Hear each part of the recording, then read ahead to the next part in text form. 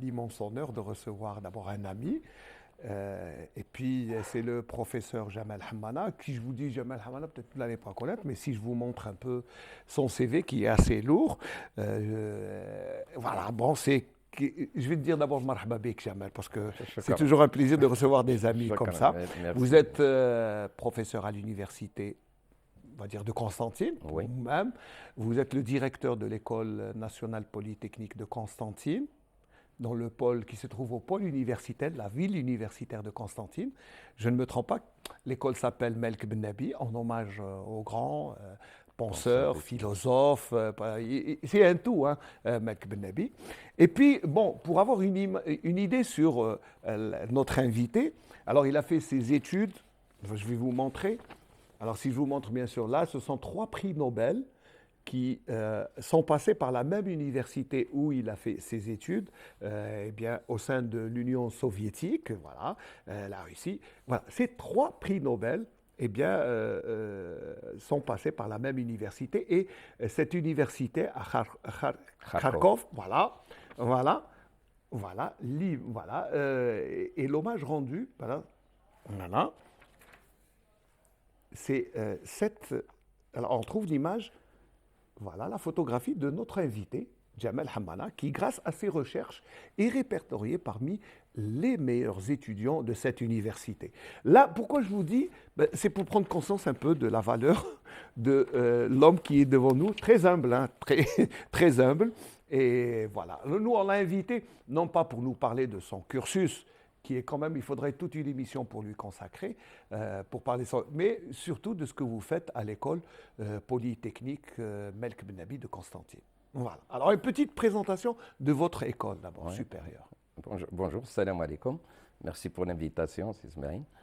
L'école polytechnique de Constantine, qu'on a appelée au nom de Malik Melk Ben Ben Nabi, le Nabi, penseur islamiste, qui a été un ingénieur en électricité, d'abord, oui. d'abord, fils de Constantine, né à Constantine, ancien moujahid, et ancien cadre du ministère de l'Enseignement supérieur. Elle a ouvert ses portes en septembre 2014. On a reçu la première promo en 3e année. En 2017, on a fait sortir la première promotion d'ingénieur. On est à la 6e en juillet 2022. On a 4 départements de spécialités avec 6 spécialités. Génie mécanique, génie des matériaux, électronique, électrotechnique automatique et génie des procédés, en plus d'une classe préparatoire où on prépare les étudiants justement pendant 2 années, passer le concours et accéder à la spécialité. Notre école se trouve, comme vous l'avez bien dit, Ben, dans dans la la ville ville universitaire, c'est universitaire, vrai. Bon, les gens croient que c'est une université. Non, c'est. 4 établissements universitaires. Et en plus, c'est 24 000 étudiants Ouais. dans 13 000 résidents. Voilà, Voilà. c'est important de dire que c'est une ville universitaire. Ce n'est plus un département ou un institut. Voilà. Exactement, c'est le plus grand campus d'Afrique. Voilà, en plus. Voilà. Ouais. Et il Donc se trouve à Constantine. il y a les 4 établissements, l'École nationale polytechnique que je dirige, l'École nationale de biotechnologie, l'École normale supérieure qui forme des enseignants primaires, secondaires L'ENS. et l'ENS, lycée. Et bien sûr, le plus grand établissement, c'est l'Université Constantine III, qui est la plus grande. C'est important de dire quand même que c'est un pôle universitaire où il y a.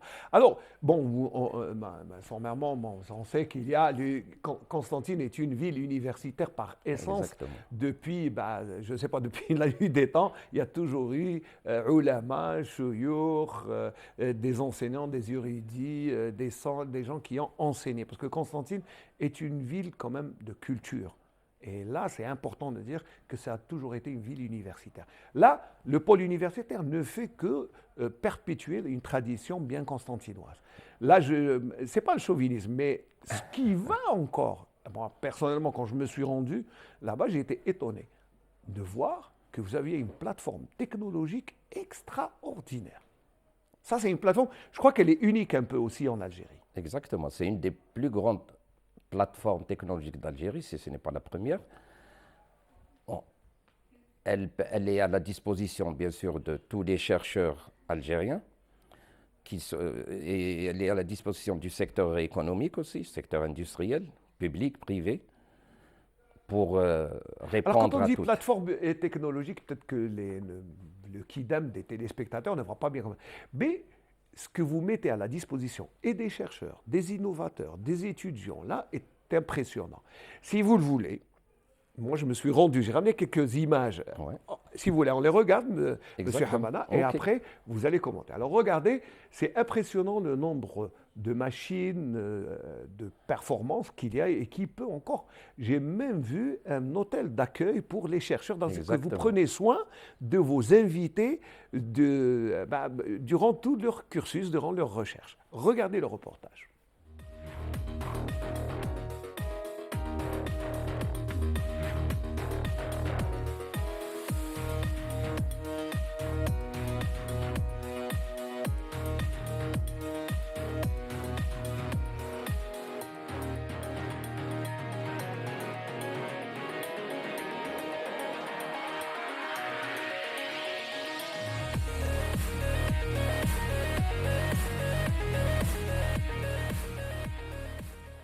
L'École nationale supérieure de biotechnologie de Constantine Taoufik Khaznadar, elle a ouvert ses portes en 2014. On est à la 5e promotion. Nous formons des doubles diplômes, c'est-à-dire des ingénieurs Master 2. Au niveau de notre Fab Lab, les étudiants réalisent leur PFE, start-up ou bien innovation. Donc, on a dans les domaines suivants, qui sont la biotechnologie santé, biotechnologie pharmaceutique, biotechnologie végétale agriculture, microbienne et environnement.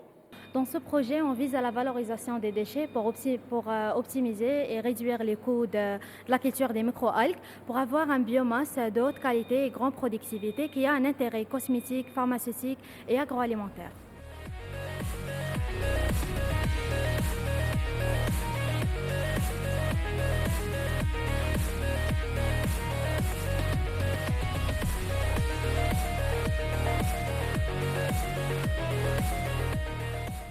Nous sommes à l'École nationale polytechnique de Constantine, dans la section mécanique de la plateforme technologique élaboration et fabrication. Comme vous avez vu, on a des machines top, surtout 5 axes avec ultrasons. On peut fabriquer tout ce qu'on veut. Donc je profite pour cette occasion pour lancer un appel aux prestataires de services de l'industrie, que ce soit privé ou public, pour venir chez nous, puisqu'on peut leur faire tout ce qu'ils veulent. Ça nous permettra de faire un peu de recettes, d'avoir un peu d'argent pour la maintenance, l'achat de consommables, etc. Cette plateforme, sur instruction de Monsieur le ministre, est à la disposition de tous les futurs ingénieurs ou masters qui sont en train de travailler sur les projets innovants. On est là pour les servir gratuitement. L'essentiel, c'est qu'ils arrivent à des start-up et pourquoi pas un brevet ou une micro-entreprise. Donc l'imprimante 3D céramique ADA, on peut confectionner des pièces à n'importe quelle architecture complexe et d'une précision de 100 microns. Où la pièce elle peut être petite, comme elle peut atteindre des dimensions à 20 cm en largeur, hauteur et tout. Les domaines d'activité, ça dépend des demandes. Ça peut être dans le domaine industriel, par exemple les industries, n'importe quelle industrie qui utilise ou qui importe des pièces complexes à base de céramique, on peut maintenant les fabriquer. Le fournisseur Internet nous a dit que vous êtes le premier en Afrique et au monde arabe. La prestation de service, ils n'ont pas encore malgré le plateau تاعنا le plateau le site كاينه.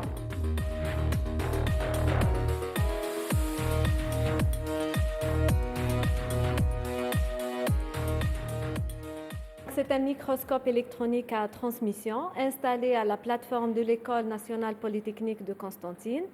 Donc, on peut faire des images à des résolutions atomiques parce qu'il y a une accélération des électrons de 200 kV. Il peut aussi travailler à des tensions inférieures de 200 kV, ce qui intéresse les biologistes. D'accord.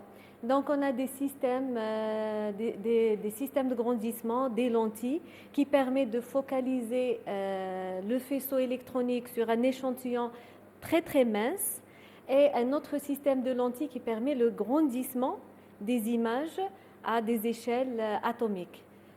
On peut arriver jusqu'à 2 millions. Je suis développeur de projet nommé SoRobot, qui consiste à la conception et la réalisation des variateurs de vitesse contemporains. Ces variateurs de vitesse, l'idée c'est faire varier la vitesse des moteurs électriques qui sont conçus normalement pour une vitesse bien déterminée. L'idée n'est pas nouvelle, donc on va essayer l'innovation, c'est de faire la conception et la réalisation en Algérie. Parce qu'on n'a plus ni la conception, ni la réalisation, ni la fabrication en Algérie, ni en Afrique.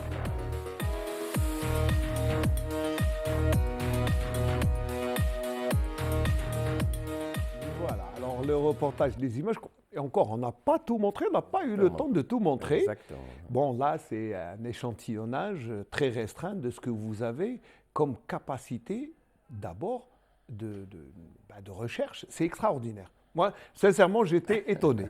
Bon, mais ce qu'on a vu, c'est peu de choses par rapport à ce qu'il y a, n'est-ce pas, Gérard? Exactement, exactement. Même les gens les étrangers, on a eu des étrangers qui sont venus, ils ont été vraiment étonnés.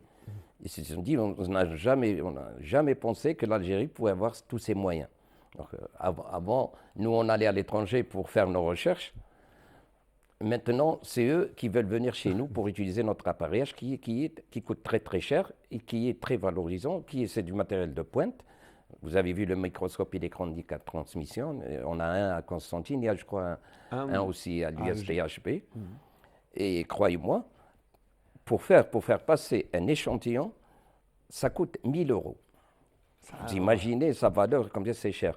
Donc tout ce matériel qui est à la disposition, comme je vous l'ai dit gratuitement pour les chercheurs, pardon. Pour les chercheurs. Donc ça va permettre à tous les chercheurs algériens, pas seulement les nôtres, de venir travailler chez nous. Ça permettra au ministère d'économiser un peu de devises.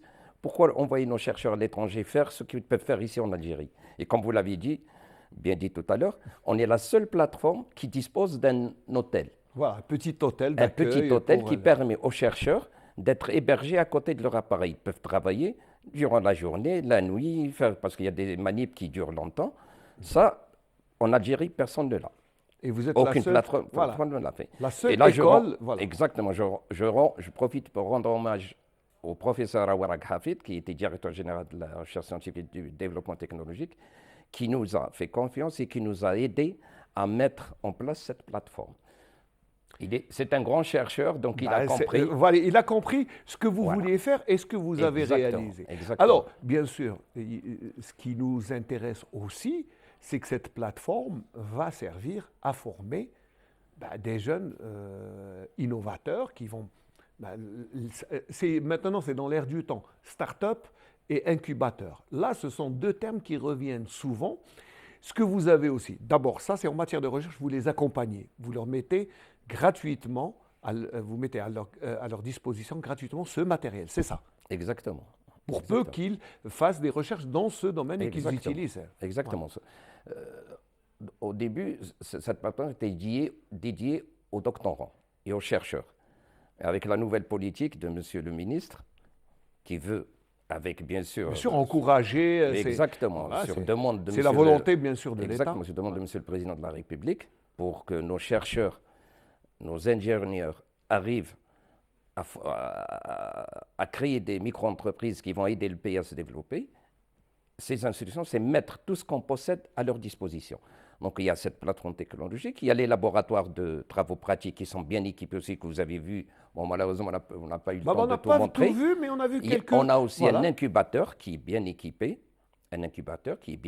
pour les accompagner aussi. On a un Fab Lab que vous avez aussi vu. Malheureusement, on n'a pas pu le voir. Donc il y a beaucoup de moyens. La balle est dans le camp des étudiants et des encadreurs. Je dis bien des étudiants et des encadreurs. Bien sûr, parce que c'est un tout. Exactement. Et je profite pour vous dire une chose. Ça, c'est l'école polytechnique. Il faut savoir qu'il y a aussi des incubateurs, des Fab Labs, des laboratoires de recherche à l'Université Constantine III, à l'École nationale de biotechnologie. En plus. C'est la même chose. Exactement. Dernièrement, on a eu la visite de notre ministre de l'enseignement supérieur de la recherche scientifique et de monsieur le ministre des startups. Ils ont inauguré, vous l'avez bien montré tout à l'heure. On a montré des... Parce qu'on a fait, ces institutions, c'est faire de Constantine un pôle d'excellence dans la recherche et dans l'innovation. Donc on a réservé, dans notre ville universitaire, plus de 250 salles aux startups, aux futures startups, aux étudiants qui travaillent sur des projets innovants, de toute la ville de Constantine, pas seulement de la ville universitaire.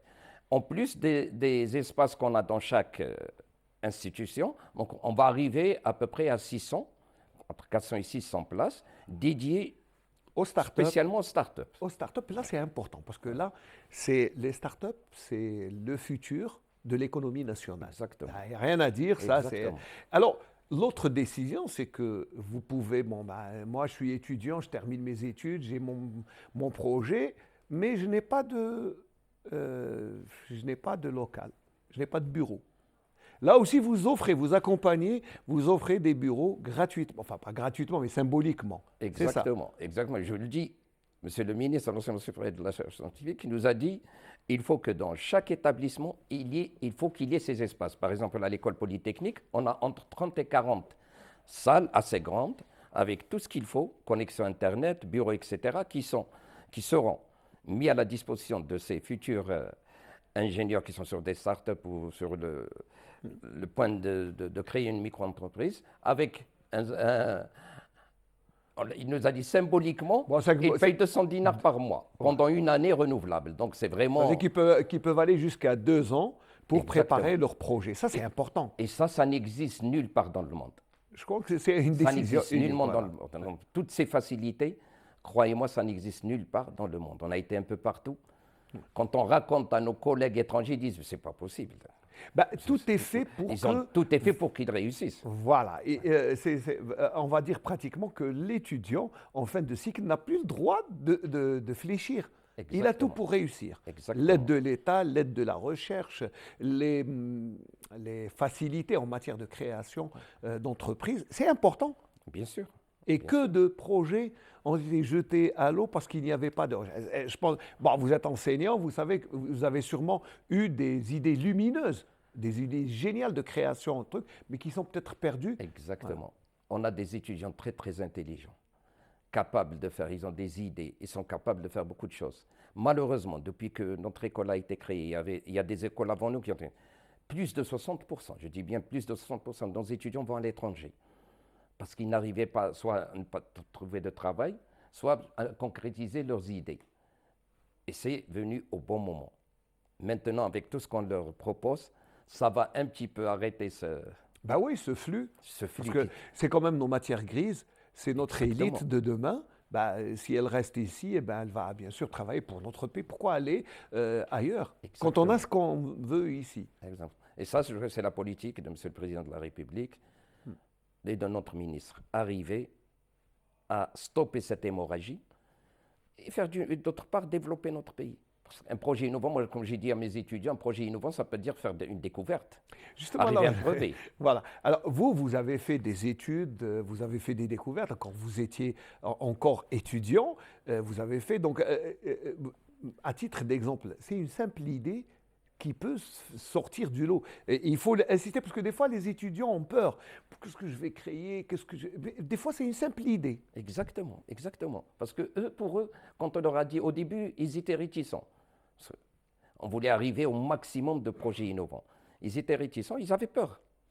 Il y a même ceux qui m'ont dit, et si n'arrive pas à un projet innovant, je n'aurai pas mon diplôme. Non, non, exactement. Alors, j'ai dit, écoutez, l'Algérie importe tout pratiquement. Qu'est-ce qu'on produit en Algérie?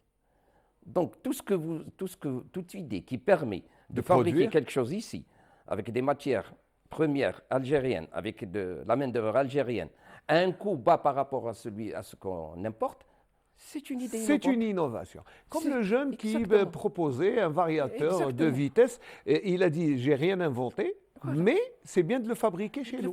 Ou j'améliore un process. On a dit, je leur ai dit, faisons du reverse engineering. prenons quelque chose qui est fabriqué ailleurs et Voilà. et faites-le ici, c'est tout. عنده Et ما ça sera تحسدش. innovant. Voilà, عنده ما تحسدش. C'est ça. Exactement. On a vu aussi l'école supérieure de biotechnologie est tout aussi Oui. innovante, parce que d'abord c'est une nouvelle branche. Oui. Si la Polytechnique est assez ancienne, l'école de biotechnologie est assez quand même extraordinaire, parce qu'elle Exactement. propose tout ce qui est recyclage, santé, santé alimentaire. Bon, là aussi, ils ont aussi des Fab Labs qui sont extraordinaires Oui. et qui proposent, ils n'ont qu'à accueillir les projets d'innovation. Exactement. Il y a aussi la faculté de génie des procédés de l'Université Constantine III, qui ont des chercheurs de haut niveau aussi, qui peuvent faire beaucoup de choses. Je les connais personnellement parce qu'ils sont juste à Bien côté. sûr, Puis juste à côté. ils étaient mes voisins quand j'étais à Constantine I. Et je voudrais bien quand même rappeler Oui. quelque chose. Les deux ministres, quand ils sont venus à Constantine, ils ont visité un hall technologique de l'École nationale polytechnique de Constantine que vous avez. Oui, que j'ai vu. Et Bon, qui est on l'a pas extraordinaire. passé, qu'on a mis notre ministre, en accord avec son collègue, ils ont décidé d'en faire un laboratoire régional de fabrication. D'accord, et il est dédié Il aux fait startups. 2500 mètres Mètres carrés carrés. qu'on peut faire en 2 étages.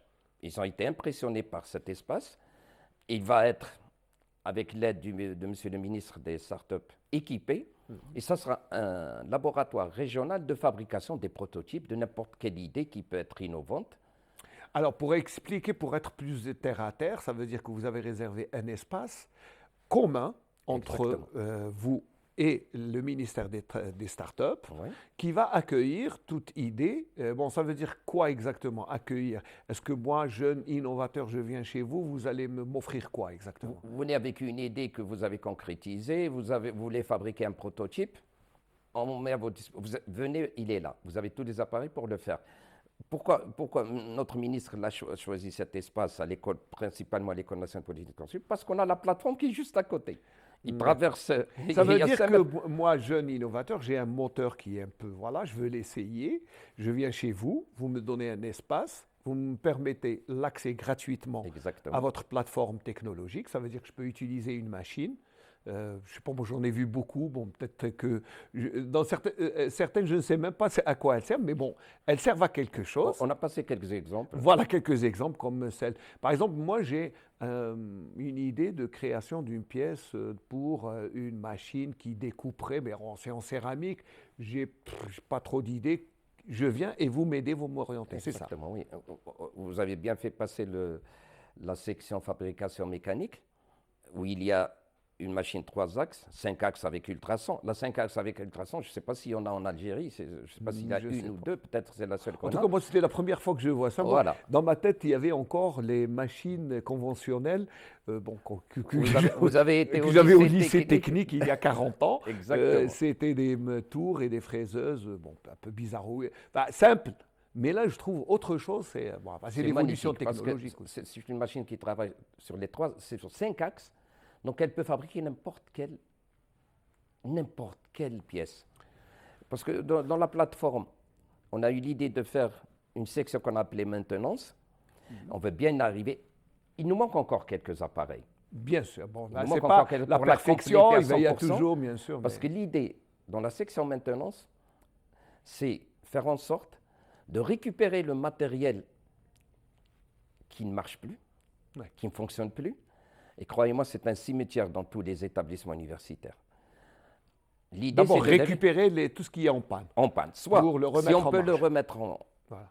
En- C'est déjà bien. C'est déjà bien, puisque s'il manque une pièce, un appareil qui date de 30 années, il n'y a plus de pièces de rechange. Si on peut la fabriquer, tant mieux. Si on ne peut pas, au moins le recycler, en faire autre chose. D'accord, ouais. Et j'ai dit, là, ce sera des projets innovants aussi.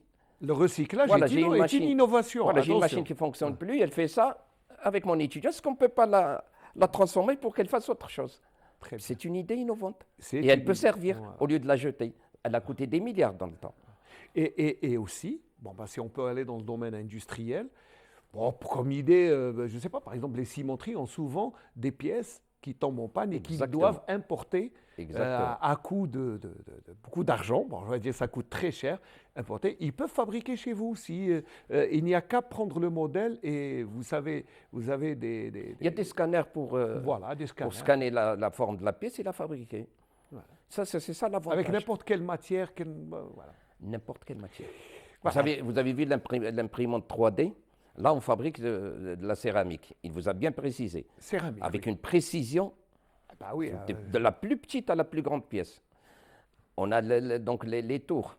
On a les tours classiques que vous connaissez quand vous étiez étudiant. dans ma mémoire. Voilà. Donc l'étudiant, il travaille sur le tour classique, la fraiseur classique, il passe sur... Je profite de l'occasion, je l'ai dit tout à Rapidement, l'heure. parce qu'on arrive à la fin. Oui. Ouais. Un appel aux industriels, privés et publics. Ils ont tout ce qu'il faut pour résoudre leurs problèmes, améliorer leur production, chercher de nouvelles pièces. On a fait appel. Il faut qu'ils viennent, qu'ils profitent pour se développer. En développant une idée, ils vont gagner de l'argent. Et en même temps, nous, ça nous permet de faire des recettes. Parce que tout cet appareillage qui a coûté très cher, on doit le maintenir. Bien sûr. Acheter des pièces de rechange. Acheter du consommable, et ça, c'est la très cher. matière première. Voilà, le ministère ne peut pas nous supporter lui seul. Voilà, j'espère que notre appel sera. Bah, il faut le lancer, entendu. Il faut, et puis Merci. surtout relancer Exactement. les étudiants qui ont une idée. Exactement. Ça ne coûte rien de proposer l'idée, puis après on va voir. On a dit aussi, n'ayez pas peur, comme vous l'avez dit. Venez avec votre idée, vous n'avez rien à perdre. Si elle est bonne, elle passe. Si elle n'est pas bonne, ce n'est pas grave. On va pas Vous n'avez rien perdu. Vous n'avez rien C'est ce perdu. qu'on va dire. Exactement. À vous de conclure, Jamal Hammana, professeur Jamal Hammana. Merci pour cette. C'est la moindre des choses, parce que ce que vous savez est très intéressant. Peut-être Voilà, lancer encore merci une de fois. m'avoir donné l'occasion de présenter cette plateforme technologique de haut niveau. Il en existe en Algérie aussi, à Sidi Bel Abbès, à Alger, un peu partout dans les centres de recherche. Elle a fait déjà, on n'a pas beaucoup d'ingénieurs, on n'a que 7 ingénieurs. Et on a fait déjà 500 prestations. C'est déjà pas mal. On aurait pu faire plus. Bon, monsieur le ministre nous a aidés et nous ont réservé d'autres postes pour recruter de nouveaux ingénieurs. Voilà. Je dis encore une fois que la ville universitaire, c'est un pôle d'excellence.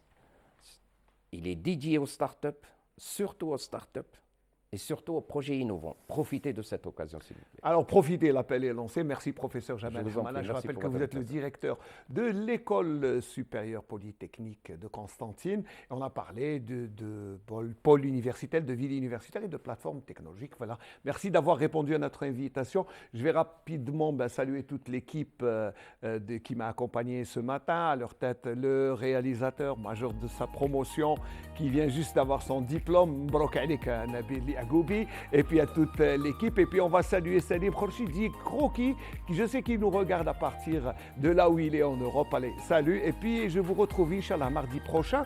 Demain, vous allez retrouver la station d'Oran avec Iman Maharoukras pour un bonjour d'Algérie. D'ici là, bien, à la semaine prochaine pour un nouveau bonjour d'Algérie à partir de Constantine.